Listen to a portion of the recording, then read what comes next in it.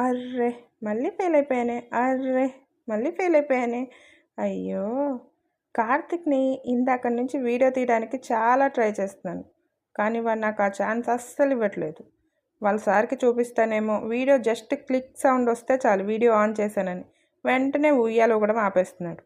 కార్తీక్ ఇలా కూడా ఉయ్యాల ఎవరైనా ఊగుతారా? కట్టంతా ఉయ్యాల ఊగాలనే ఆలోచన నాకైతే ఎప్పుడు రాలేదు.